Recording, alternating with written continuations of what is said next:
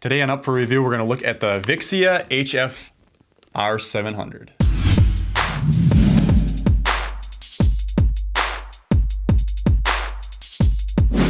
Welcome to Up for Review. Today I'm going to do an unboxing. I got 3 Canon Vixia R700s. So without further ado, let's go ahead and crack this open. Here we go, we got our, I bought these from Amazon. 1, 2, and 3. The shipment completes your order. So, you gotta ask yourself, why would you want 3 of them? Well, the plan is, these cameras right here, this center one, this back one, and then there's another one on the left that I don't have currently, but those are gonna be going away. My brother has another camera he wants to buy, and he asked if I wanted to buy these, but we've had so much problems with them. They get hot, overheat, shut off. You gotta keep resetting them after half hour. I did a lot of research with these, and I decided, yeah, they're gonna be a little cheaper quality, you know, it ain't gonna look as good, but that's what we're gonna find out here today too. But with these, you just be able to hit record once and you're good to go, and I'm trying to get the most I can without breaking the bank, and both, each one of these are about 200 bucks a piece, so do the math, 600. He would sell me one of these, because they're so expensive, it would take more than $600 just to buy one of them. So to sit there and buy 3 of them and then they got issues, it's like, So I really sat and thought about it, and I had to make a decision, so I decided to go with this. Now this Canon Vixia R700 seems to be a gold standard for the consumer camcorder for podcasting, so I'm gonna put it to the test here. We'll see how it goes. We're gonna set it up, give it a shot, and like I said, these will replace on our talk shows, like Talk is Cheap and stuff, those cameras. The good thing about it, I won't have to worry about them shutting off or anything. I can just hit record, we'll be good to go. And hopefully these do exactly what I intend them to be, you know, and with the lighting, hopefully it's not a shitty black thing. So without further ado, let's do an unboxing. All right, since each one of these are the same, we'll just do one, of course. That's all we're here is to test it, make sure it's gonna work, you know, great. All right, so we're gonna open her up here. And we got warranty shit and their user manual. All right, pull it down, open. We got the power cable. That's another thing I want to mention too. It's going to be great to have a power cable out of the box, so you had to pay extra for these other cameras now. For how expensive they were, they should throw in a power cable on them. I'm sorry, but that's ridiculous. Power cable, got your HDMI cable. Battery, which I heard that this one can last quite a while. Looks pretty, you know, it got a big bump on it. And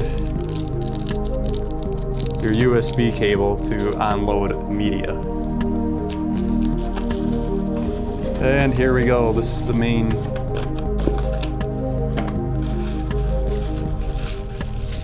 goody good here. I got it wrapped up real nice. Holy shit, this thing is a lot smaller than I thought it was gonna be. So very mini, nice little, sits in the palm of your hands. You know, if you're gonna be a quick run and gun or whatever you're doing. And this, like you say, this would be a good consumer camera starting out filming, so that'd be great to just whip it out. And of course, flips around so you can record yourself, or in my case in here, we'll have it in the studio, so we'll flip the screen around. We'll know right away if it's working or not. These Sony a6000s, we can't do that. We can't even see if it's recording. We got our HDMI out, our USB, AV out mic, and we got our nice slot here for our memory cards. Memory card, excuse me, only take one. Your play, on, off, and your battery in the back. And your power in on the back spot there. Looks like it'll be pretty decent, straightforward. We'll get into the menu here. Let's make sure.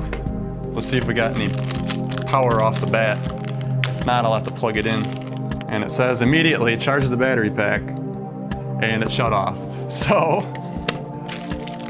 since we got the DC here, we'll go on ahead and plug it in. I'll get an outlet here somewhere.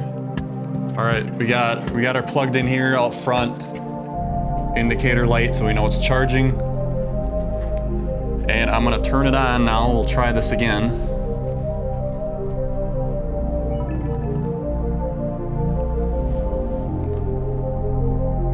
All right, now we're immediately instructed to set up our language. Touch screen interface, next. And we'll put the date in. All right, next. Now, movie formats. We can record an AVC HD. So we'll go ahead and throw it on an MP4. And so I guess there's a switch right here to open our lens cover. So I'm gonna slide this down and then it's going to open. And she does. And immediately I wanna say that it's it looks overexposed. Let's try to get the settings where I need them. All right, I'm in the system settings. It looks exactly like my XA10. It's got the same format, you know, a touch screen. So we'll go through, fine tune it to the way that I want. We'll try to get the best image we can here, and we'll do a little test run. We're gonna get an SD card in there. It wants an SD card. We'll see what we got. I'm gonna slide it open here and stick it in. Kind of goes in at a 45 angle, that's weird. All right, that's in.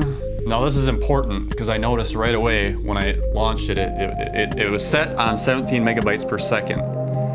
Now that's second to the lowest. And now I know I've seen some videos on YouTube where it didn't look that great, and I saw other ones that made this video camera look pretty decent. So right there, I believe they didn't switch that. So we got 35 megabits per second, 24, 17, and 4. And like I said, it defaulted on 17. So we're gonna go ahead and jump that sucker up to 35. It says it's gonna be at 60p. I would like to change that to 24 frames. All right, I figured it out. I can't have it on 35 megabytes per second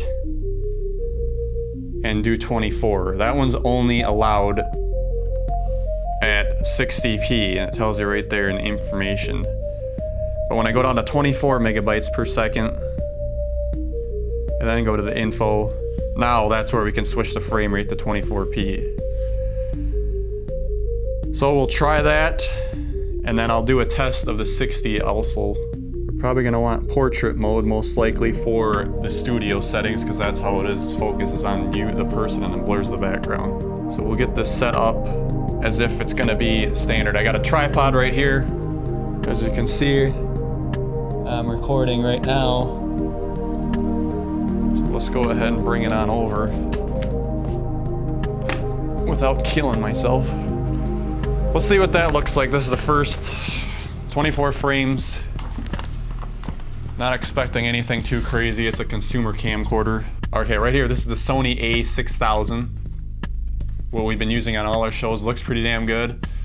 Right here, this is the Vixia R700. Yes, it's gonna be a little shittier. We're gonna play with it. This is portrait mode right now. Let's see if we can't get it to look even better. I mean, it looks decent from back here. Of course, I'm farther back. We'll stick it in the editor, give her a shot. All right, first up here, I did a color grade to match the Sony A6000 grade that I did to try to get them to match as close as I can. So this is with, without, and with again. And now taking a look back at the Sony A6000, you can see it's obviously more clear and looks a lot better, of course. And this is a free reign color grade I did without trying to match the other grade, but I think this looks pretty damn decent. And you know, if I make the scene up again, that's the colors to use. So that's how it is, folks. We'll see how good this is. This might be the future of the network, so stay tuned, and this is Dan Holfeld signing out. Thank you for joining me. If you'd like to check this camera out yourself, there's a link in the description below.